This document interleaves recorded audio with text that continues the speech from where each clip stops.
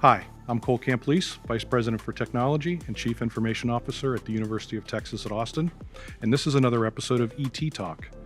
We're coming to you from a very different location today. We are in the historic Hogg Auditorium, and I'm lucky enough to be joined by our Vice President for Student Affairs, John Dalton. John, welcome to the podcast. Thank you, Cole. Good to be here. It's great to have you. I think that people might find this an odd pairing, a CIO and a student affairs vice president walk into an auditorium to sit down and have a conversation. But Right. but our lives sort of revolve around very similar things, and that's our students, wouldn't you say?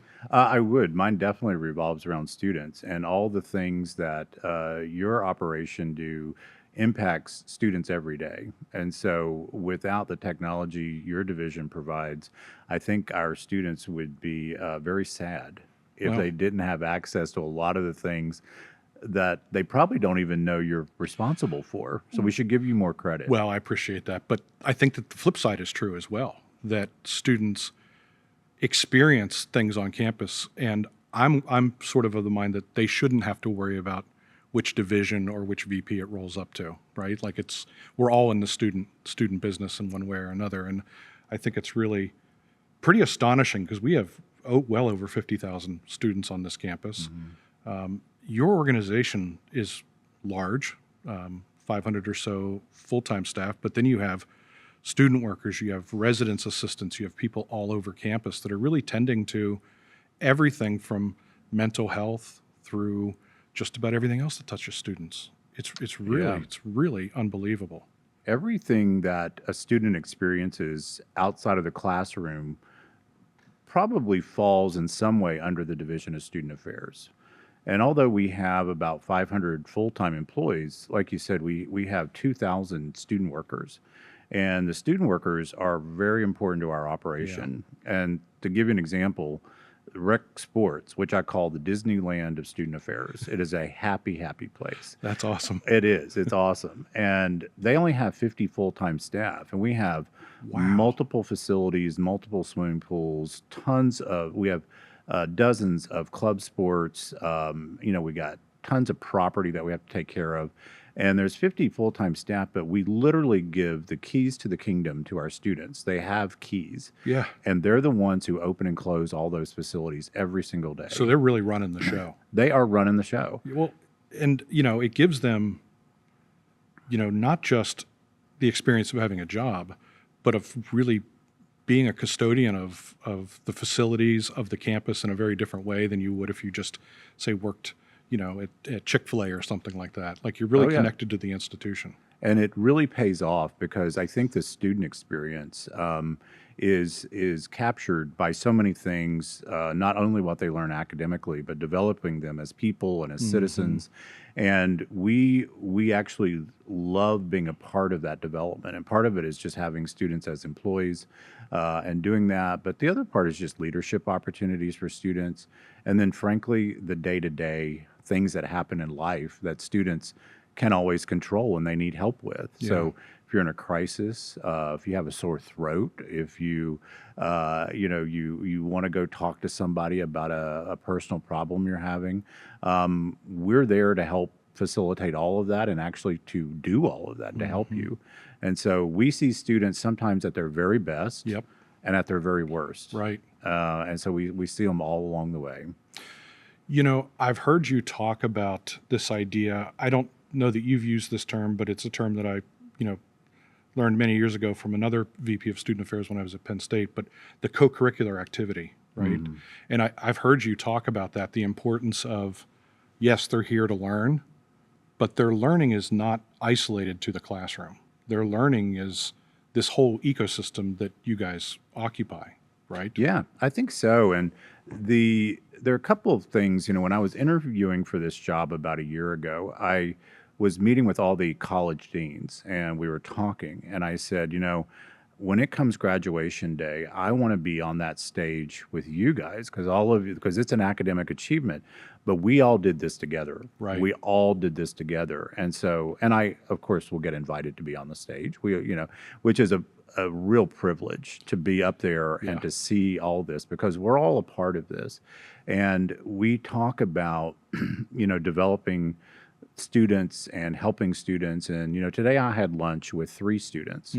And the 3 students were part of a process to evaluate the services that Student Affairs provides. And they were part of, we had hired a consultant who's a faculty member, and he brought on 3 students. And I insisted on having students involved. And they changed everything, their perspective, what they brought to the table, and just the work they did was really amazing. And it just cost me 1 lunch. That was it. But think of, for that, not only do you get all those answers, but you get like these wildly different perspectives than you do when you talk to people like you and I, right? I think we see our campus through our lens. And the interesting thing about engaging students in the conversation is you get feedback that, like for me in the technology realm, they share things with me that I think I'm up to date on what's happening, and then I realize that they're already pushed past that. They're already doing something else. They're thinking a different way. They're communicating on a different platform that I'm marketing on.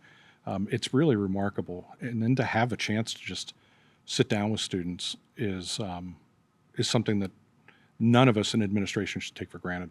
I think. We shouldn't. I have gotten to the point where I no longer assume I know anything about what a student is thinking. And every time I think I know, this is what students would think about that, I am completely wrong. Yeah. And so my go-to is just ask them. Yeah. Just go ask them and they'll tell you. It's kind of amazing what they'll tell you. Oh yeah, they'll And tell you anything. Frankly, I'd rather hear it from them than on Reddit.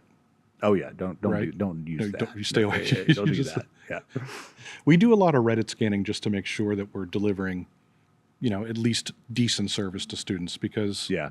they will come right out and tell you. They will. But behind the anonymous pill of Reddit, I don't love it, but it Yeah. is what it is. But It is what it is. But students are very open, and they come to me regularly and they ask for opportunities. They want something meaningful to do, some way to meaningfully contribute. And a lot of these are student organizations. And so then when you sit down and you talk with them about, well, what is it you would like to accomplish during your very short time here? yeah, And that reality doesn't hit them until about their senior year. And all of a sudden they realize, wow, it went by really fast. yeah, But when you start talking to them about what they want to accomplish, what it is they want a connection to this university. Yeah. And they want to leave something that is lasting. They want to participate in a tradition, or they want to create a tradition. And so it just goes to the power of this place. Yeah. And the fact that students want to do something that is so meaningful in a way to contribute. And so they can come back in 10, 20 years and they can say, yeah, I was a part of that. yeah. I love that. And a colleague and I that we used to teach a course together, we always talked about that if the walls of our classrooms could talk, right? If there were a way to capture the voices and the learnings and the experiences, because our classrooms have been in existence for 50, 75, 80 years. And just imagine all the conversations and all the learning and the different instructional styles and the different things that students think. If you could pull that out of the ether, and I think that's what's neat about it, because a student will come back after 10 years and say, that park bench over there is where I met my wife or my we had husband. I had Yeah. a great talk. Yeah. Yeah. Are you sure you can't create technology to make that happen? We're working on it. You guys are kind of wizards. Yeah, And we- I we're think that would trying. be really fun. But we really did, and we put QR codes up in rooms so students could submit things that they Oh. learned in that room. And Really? we gathered That's- it as like evidence of the learning spaces on campus. It was I did not know that. It was a fun That's- project, really Well, fun project. that's really cool. I'd love to see that. So you didn't like start out thinking, I'm going to be a vice president of student affairs. You grew up in Virginia, right? Yes. On a dairy farm. On a dairy farm. Yeah. Right. And you went off to, was it Radford? Went to Radford in Virginia. And you rhetoric? Rhetoric, speech and rhetoric. You And did your homework. I You're, did. You're I tried. good. Yeah, it's like wizardry. But you met one person, didn't you? That sort of made you stop and say, Yeah. that's a direction. Well, I do give a lot of credit to a guy named Mike Dunn, who really was just my mentor all the way through. And I had I came from a family where going beyond high school really never was talked about and never wasn't much of an option. And I always knew I wanted to go to college. And so I was a first generation college student. in my family. And when I got to Radford, it's this beautiful red brick, It's great. gorgeous. It's gorgeous. And I got there, but my family didn't have the financial means to support me. And so I had to work. And so during the summers, I would stay at Radford and pick up odd jobs to save money for my tuition and rent and everything coming up. And I got a call from an assistant dean of students who had met me doing something on campus and said, "Hey, you should be an orientation leader. And I said, no, I've really got to work. I have to work this." And he goes, "Oh, okay, we'll figure it out. We'll pay you. We'll pay you. And I'll give you a job in addition to that in the dean of students office and to help you make ends meet." And I said, "Well, that sounds fun." And the world changed. You just never know what saying yes is going to mean in your life, to an opportunity. It's amazing. I had one of my mentors, a man named Carl Berger. He was dean of the College of Education at Michigan. And I was going through a very difficult decision about a career change. And he said to me just one day, "When the elevator door opens and the arrow points up, you get on. And you figure out where the coffee is when you get to the floor that you land on." Yeah. So that's what you did. Your guy said, and it just changed everything for you, didn't it? It changed everything. And I actually I was talking to a bunch of first generation students, and I said, "Look, I understand where you are.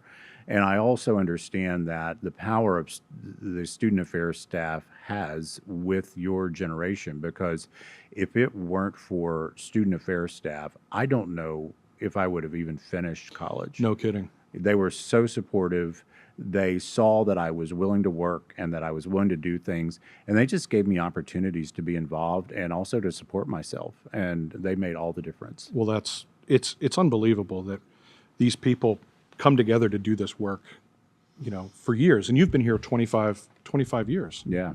And you've been in a whole bunch of different parts of the university.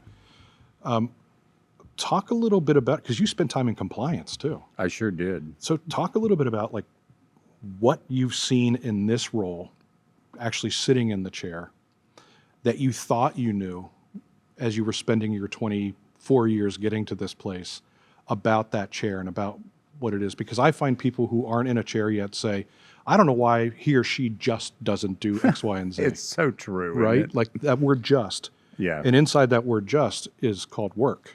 Yeah.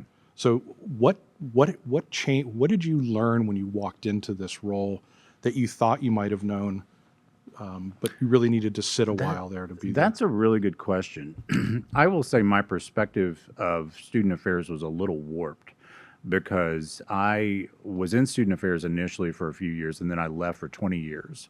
And I had this impression that it was much easier than it actually is, and that dealing with high visibility, high liability issues was not nearly as frequent, frankly. I had no idea the number of protests, the number of expressive activities, the level of student conduct cases, students going through the discipline process. I had no idea how difficult these things are. So all of a sudden that just gets unpacked, doesn't it? A little bit. It was a reality check. Yeah. And I've always been in the conduct business. Either, my last job for the university was working with faculty, staff, and students and enforcing rules. That's what I did. Right. And enforced a lot of rules. It is a new era in student affairs since I left, and working with students going through the discipline process. It looks completely different. And so what I believed was not so hard, extremely difficult. Yeah, and it occupies so much time. Oh, yeah. And there's all of the things that you've inherited, and then you have this parallel track of all the things you want to accomplish. And at least in my world, we call it technical debt, but it's really operational debt, right? There's so much to attend to. It's so hard to get things new and interesting off the ground when you're doing all that. What are some new and interesting things that you and your team are thinking about and or starting to do now that you've had a little time to settle in? Yeah, it has been an exciting year. It's been it's been a little less than a year, and I happened to come in at the same time we got a new president. Yeah, So that's right. we came in together. Yep. So we had to. He and I talked about we have a lot of things we want to do, but we need to learn how to work with each other. And as we've been doing that over the past several months, we have talked about how we communicate with families. And our philosophy is that when you admit a student, you admit their family.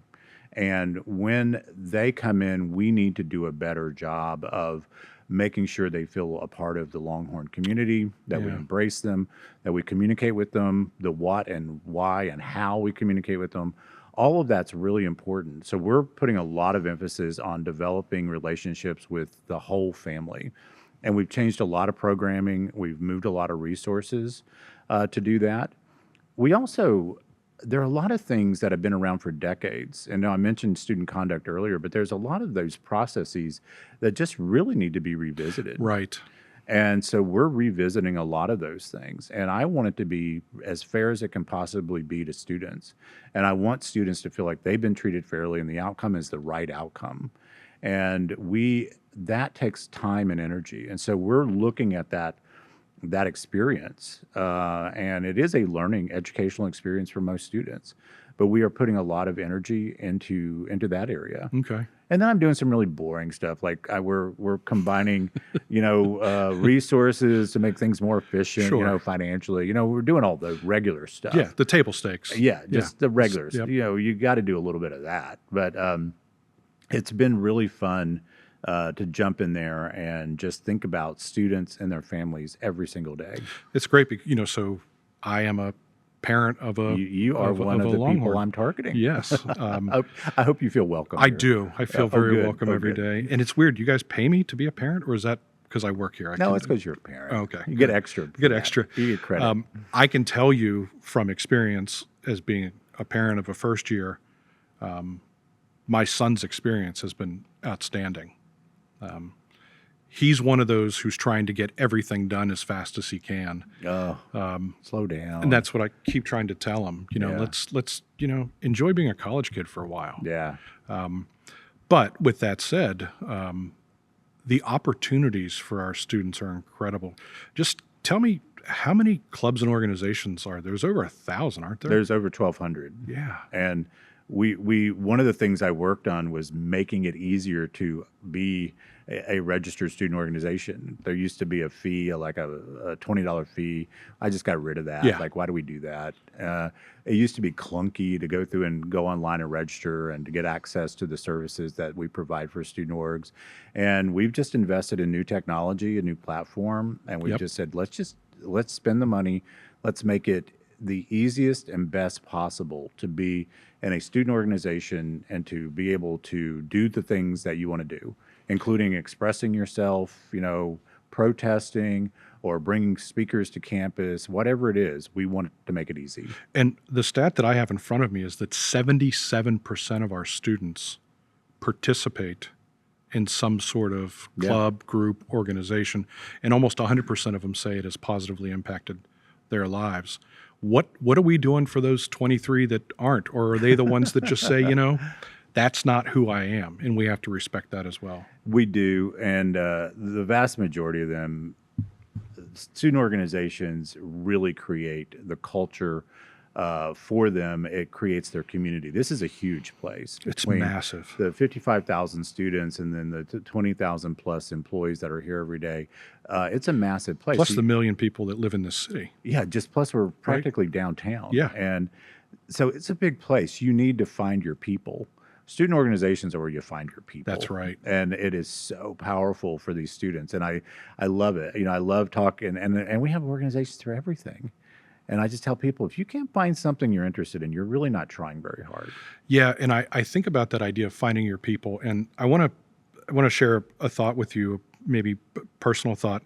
When my daughter was getting ready to go to college, she went to Northeastern University. We were living outside of Chicago. Her senior year was cut off by the pandemic, Oh, yeah. right? No prom, Terrible. no graduation. Northeastern wanted to be open for residential students. So she went to Boston, but she spent most of her first year, living in her dorm room doing remote learning.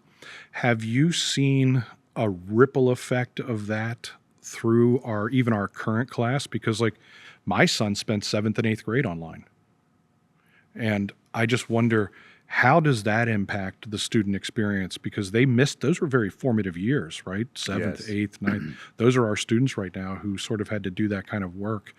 Do you still see sort of a ripple effect from that time in our history? I do, and I think I see it two ways. One way is the anxiety that was created or developed during the pandemic.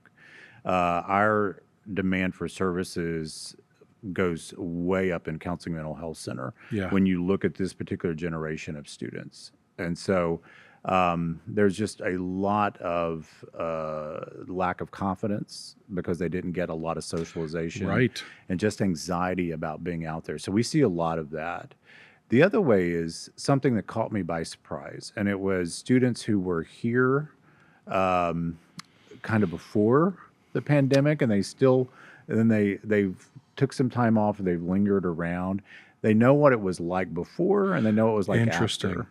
And they feel it's a different place, and they feel the students that are coming in now are a little different. Yeah. They're not as independent as I think that they felt like they were before all this happened. So Sure. it really did impact behaviors.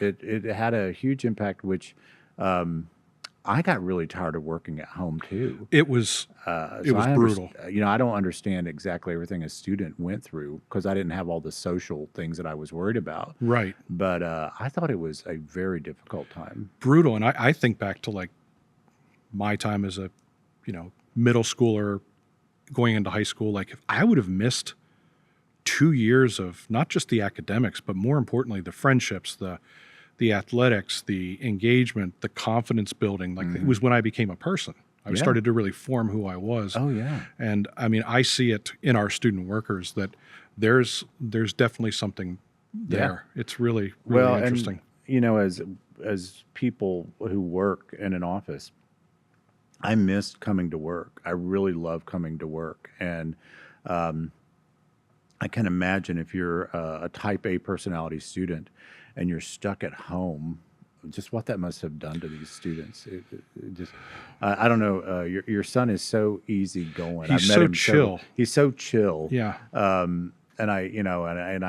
He's so bright. I've talked to him several times. I appreciate that. But it's just like, yeah, I'm sorry you missed 2 years. He taught himself guitar. Oh, did he? During those 2 years. That's awesome. Yeah. And, in a lot of ways, it's when he really turned his academic career around. He was always sort of like, yeah, school's fine. It's easy. It was very easy to him. Okay. But what he learned when he came back is that he had to really, it was easy, but if he really wanted to excel, he had to work. Good. And so I think the pandemic also trained a very specific ethos into him about, I'm just going to take care of what I can control, and I'm going to do that.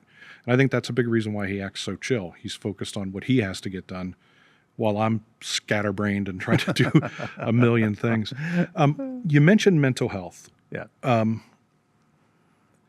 So I grew up in a home where my dad was an educational psychologist and a college professor, and my mom was the director of the counseling center at Bloomsburg University. So I grew up in a house where almost every night over dinner, there were conversations about student life.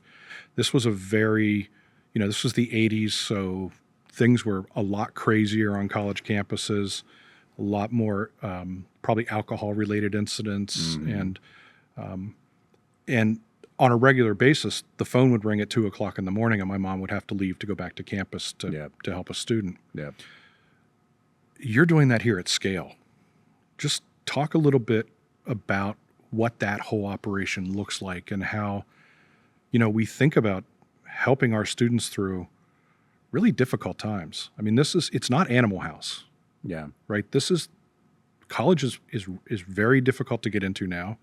It's very high stress. It's very expensive. And plus they're post-pandemic. What is that environment like right now? Well, I think we're really lucky at Texas to have the resources we have. Our counseling and mental health center, we have about 80 to 85 full-time licensed mental health providers. And that's an amazing number, and it's a large number. I'd like to have 100, frankly. Right. And we have, but it's still a little bit of a deficit because we opened a new facility over in the student activity center, and it was supposed to be a walk-in facility instead of scheduling the appointment. We were so overwhelmed with the number of students just walking in. Really? Yeah, that doesn't work. We're gonna have to have a lot more staff, but a lot of it is A to Z, things that you would expect students to worry about, and a lot of anxiety, a lot of depression, eating disorders, Yes. particularly with females. Yep. And so we have a dietitian on staff. Those are a really big deal with Yeah. this age and this population. Yeah. And so we have some amazing professionals on this campus. The other thing that is somewhat related to that is the number of students with registered disabilities. Yes. That number goes up every year. We have several thousand now, and it's between 4,000 and 5,000, if I remember Wow. correctly, who actually have Who have come out and registered. Yes. Because that's another issue. We had Jackson Day on our podcast a couple of weeks ago, who's a graduate student here, a doctoral student, who's disabled. He's legally blind. And he talks about the ghost population, Yeah. the students who come but won't register for a number of reasons. But there's 4,000 or 5,000 that are. Oh yeah, that definitely register, and we work with them on their accommodations. But we even dive down deeper than that. We have full-time staff who work with neurodivergent students. That's what they do. We have a lot of students here who are on the spectrum who perfectly capable of going to college and getting a degree, but socially they really need assistance. Yeah, and that's that whole experience that you talked It's about. the whole Yeah. experience. And so we have people who, you can come together with other people who are experiencing the same things and build that community. That's another way to build community. And we just opened the Disability Cultural Center. Okay. And it's just another place to build community with other folks. We're talking about even adding services for career services for people with disabilities, because it's really hard, either if you're neurodivergent or if you have a disability like deaf or hard of hearing, or you're visually impaired in some way. It can be very difficult to get into the job market. Oh, absolutely. And so that we look at all those things and provide services for all of that. So we drill down pretty deep. Well, a lot of unsung heroes working Yeah, in that space, and we should absolutely. give them a shout out, because it is growing up in a household where I watched my mother, and now that was not at scale, right? Bloomsburg was maybe 7,000 students at the time, but the overwhelming nature of her job and how much she cared for those students, Yeah. really quite astonishing. Okay, I have to ask you one last question. Sure. So we are probably going to be streaming this live to at least a student. At least one will hear this. I hope so. Okay. That's awesome. What would your advice be to a student listening today that they could go out and do next week while they're here on the 40 acres? There are several things I think you can do. And I would tell students, you're in a place in your life right now that is going to be, you're not going to have the privilege at different points in your life. So this is a rare opportunity. You need to take advantage of this opportunity. It's easy to make friends here, and it's also easy to get into your friend group and not expand it in a meaningful way. And we work really hard to encourage students to have great conversations that are difficult. And part of our mission is to produce people who are going to be good citizens. Yeah. I would encourage them to go out and find somebody completely different than they are and to try to have a conversation. We have people who come to our campus who are outsiders who try to stir things up Yep. sometimes. Don't talk to them. Yeah, not that Okay, kind of not stuff. them. Right. Go talk to one of your fellow Longhorns and have a real conversation and get uncomfortable and really think about why you're uncomfortable, that's how you learn about people, and that's how you learn about yourself. So I'm going to say go make yourself uncomfortable. I love it. That's Yeah. perfect, John. Okay. Hey, thank you so much for being with us today. Yeah, This was so much fun, fun. Cole. Thank And you. you guys did a great job on Hogg. Hogg is beautiful. By the way, just for your audience, if they haven't been in Hogg Auditorium, No. I want to say the staff here are incredible. Yeah. I get compliments on them all the time, and they don't even know people compliment them. So I'm telling them now. I see them back there and over there, And the lighting people table tell back me there. all the time how amazing this place is. And our president loves this facility. He loves it. He loves does it. all of his And we bring stuff here. everybody here that Well, we can it's bring. historic. It's the first public Yeah. theater on campus. And I'll tell you, the podcast crew that's sitting here on stage with us, usually we're in the underground at the Union. Yeah. So look at this gaggle of wires and Yeah, technology here that these guys brought over here for this conversation today. Well, So this is great, and I got to say, I've been in that room in the underground. This is so much better. this is a little bit nicer. So we're going to Yeah. do this every week from now on. This is great. Well, thanks, John. Thanks, so Cole. for ET Talk, this has been another episode with John Dalton, our Vice President for Student Affairs. I personally feel better and can sleep at night to know that he and his staff are out there taking care of my son. So, John, hook 'em. Hook 'em.